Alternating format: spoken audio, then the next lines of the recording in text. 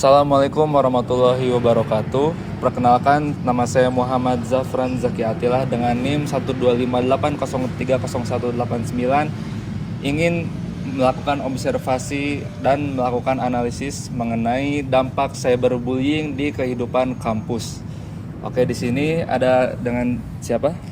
Nama saya Azpa Sobri Mujadid Zakaria, dari mahasiswa Unikom. Nah, saya ingin melakukan observasi mengenai kasus ini dengan POV beliau sebagai korban ya. Untuk yang pertama, pertanyaan pertama, apa dampak cyberbullying yang paling mempengaruhi kesehatan mental dan akademik Anda? Jadi dampak dari cyberbullying itu menurunkan mental atau mental down. Jadi tidak sehat bagi kehidupan saya yang sebagai korban cyberbullying begitu. Baik, terima kasih. Untuk selanjutnya, siapa yang seharusnya melindungi Anda sebagai mahasiswa ketika Anda menjadi korban cyberbullying? Yang seharusnya melindungi saya adalah yang paling terdekat, mungkin teman-teman saya sekelas atau satu fakultas, dan lebih luasnya lagi seperti anggota-anggota himpunan mahasiswa, terus yang menaunginya, dan para dosen itu. Oke, baik, terima kasih. Lalu untuk selanjutnya, di mana Anda biasanya melihat atau menerima bentuk-bentuk cyberbullying terhadap diri Anda? Mungkin seperti ketika saya memosting video atau memosting story Instagram, yang dimana kolom komentar itu sangat banyak berisi dengan ujaran kebencian atau hal-hal yang menuju kepada cyberbullying. Baik, untuk selanjutnya, bagaimana Anda dapat melindungi diri Anda dari serangan atau komentar negatif di media sosial? Mungkin untuk misalnya di media sosial, mungkin saya dapat menutup kolom komentar ataupun menutup kolom komentar dan memprivasi akun sosial media. Oke, baik. Untuk selanjutnya, mengapa menurut Anda pelaku memilih untuk merundung Anda secara online? Karena mengapa dia merundung secara online? Karena dia mungkin di real life atau di kehidupan nyatanya tidak berani untuk memperlihatkan bullyingnya, karena kan dinilai juga kalau di kampus gitu. Seperti itu. Untuk yang terakhir ya, Saudara Azpa, kapan Anda merasa situasinya mulai mempengaruhi kehidupan pribadi atau kegiatan akademik? Kapan gitu mulai mempengaruhinya? Ketika saya bersosialisasi di kelas gitu, ketika pelajaran atau ada tugas kelompok, mungkin saya bakal dibedakan gitu kalau misalnya orang yang dibully gitu. Baik, untuk Saudara Azba, terima kasih atas kesempatan dan waktunya karena telah meluangkannya untuk melakukan observasi yang secara singkat ini. Baik, cukup sekian. Untuk pertanyaan pertama, apa perasaan Anda ketika mengetahui bahwa ada cyberbullying terjadi di lingkungan Anda? Menurut saya cukup prihatin ya untuk cyberbullying atau bully ya. Karena menurut saya itu perilaku yang tidak pantas, Bang. Siap. Kayak gitu. Oh. Udah sekian. Untuk selanjutnya, siapa menurut Anda yang paling bertanggung jawab menciptakan suasana yang aman di kampus? Menurut saya pribadi, untuk hal yang seperti itu dimulai dari diri kita dulu, kesadaran diri kita masing-masing dulu sendiri, oke? Nah, karena itu akan mencakup ke mencakup ke dunia yang mau gak mau kesemuanya juga nanti bakal menyebar istilahnya, kayak gitu begitu. Baik. Untuk selanjutnya, di mana Anda paling sering mendengar atau melihat pembahasan mengenai kasus cyberbullying? Menurut saya IG sih paling sensitif ya. Instagram. Ya, betul. Ya. Menurut saya Instagram itu paling sensitif karena sosial kan, itu media sosial, dan juga sarana komentar itu bisa jadi pisau bermata dua menurut saya. Jadi ada negatifnya, ada positifnya. Dan kebanyakan yang saya lihat di situ pengujaran kebencian itu paling sering terjadi di Instagram. Oh, karena Instagram itu mau siapapun juga dapat mengakses tersebut betul. ya. Ya, baik. Pertanyaan selanjutnya, kapan Anda mulai menyadari bahwa cyberbullying menjadi masalah yang mempengaruhi lingkungan kampus? Saya menyadari karena saya memegang akun sosial media yang bernama Instagram tersebut. Saya cukup kaget pas saya lihat komentar apalagi yang kasus-kasus atau misal bahkan postingan biasa saja bisa saja dibully mas, gitu mas. Jadi ya sosial media sih paling ininya.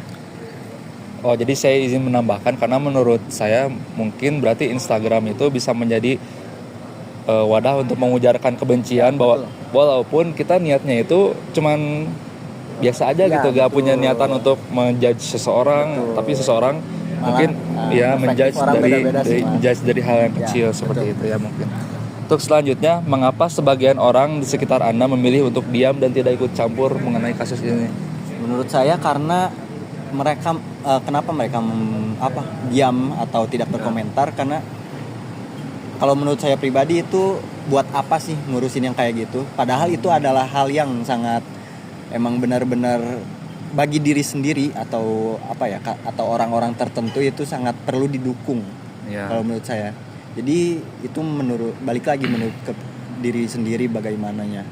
Nah kalau menurut saya ya mereka diam itu tidak berani untuk berkomentar karena takut, apa-apa jadi takut karena mental kan yang kena, jadi mental. Apa-apa takut, apa-apa gini, apa-apa gitu, jadi ya takut istilahnya. Oh, baik. Untuk pertanyaan terakhir, bagaimana cyberbullying mempengaruhi hubungan sosial dan kenyamanan di lingkungan kampus? Jadi semakin lama korban dibully, disudutkan atau apapun itu, dibully intinya, korban menjadi bagaimana ya kalau menurut saya. Jadi semakin mungkin terganggu dari segi lingkungan, dari segi komunikasi, dari segi apapun itu, dia jadi agak canggung dan menjauhkan diri. Ya. Jadi menutupkan diri juga pun bisa jadi. Jadi ya menurut saya mereka itu jadi apa-apa balik lagi mas ke takut itu. Jadi ada rasa takut lah. Atau enggak trauma ya bisa jadi. Gitu sih mas. Oke. Baik, untuk sekarang dicukupkan sampai sini. Pada kesempatan kali ini saya ingin melakukan observasi yang terakhir menurut POV dari anggota mahasiswa himpunan. Dengan saudara siapa? Baihaqi. Oke, dengan saudara Baihaqi ya. Langsung saja ke pertanyaannya ya bang. Siapa? Untuk yang pertama, apakah sanksi yang ada sudah memberikan efek jera bagi pelaku cyberbullying di lingkungan kampus? Mungkin untuk sanksi yang sudah ada itu lumayan cukup jera ya untuk mengurangi cyberbullying di lingkungan kita, dan mungkin kita akan untuk kedepannya mungkin kita bisa mengadakan edukasi seperti ada seminar atau webinar yang mungkin mengedukasi untuk mengurangi cyberbullying tersebut. Oke.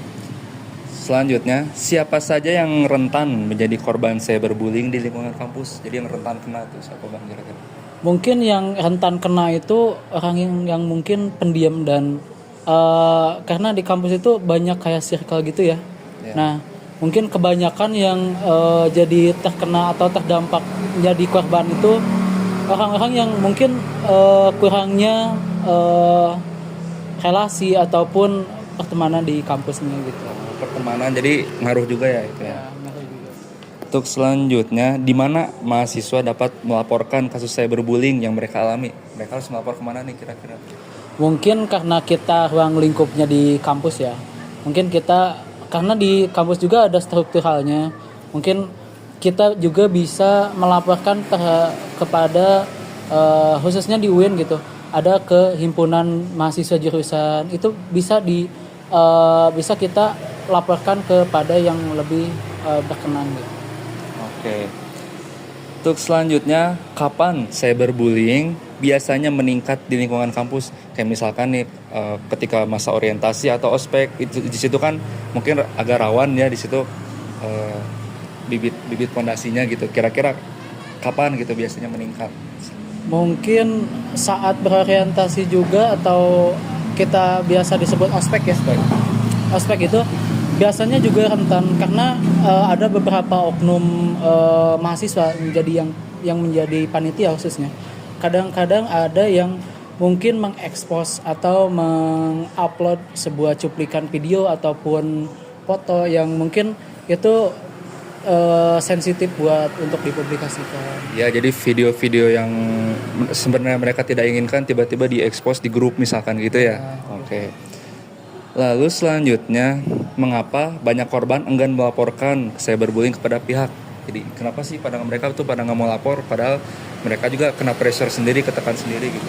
Ya mungkin karena ada pressure dari yang lain gitu. Karena kita ketika ingin melapor kepada HMJ ataupun yang lain gitu, karena kita tuh kayak ketakutan takut kita lebih dibully atau intimidasi lagi gitu. Oke. Untuk yang terakhir, bagaimana cyberbullying mempengaruhi proses akademik seperti belajar dan keaktifan mahasiswa itu sendiri? Itu sangat menurut saya itu sangat berdampak ya. Karena cyberbullying tersebut kayak misalkan kita dibully atau dibully di media sosial ataupun dipermalukan di media sosial, itu sangat berdampak karena kita juga merasa gagu atau merasa kaku ketika kita bersosial di lingkungan kampus ataupun di manapun itu di lingkungan. Oke, terima kasih untuk Saudara Baihaqi karena sudah menyempatkan waktunya untuk melakukan observasi yang singkat ini. Saya ucapkan terima kasih ya Kang. Yang berlalu so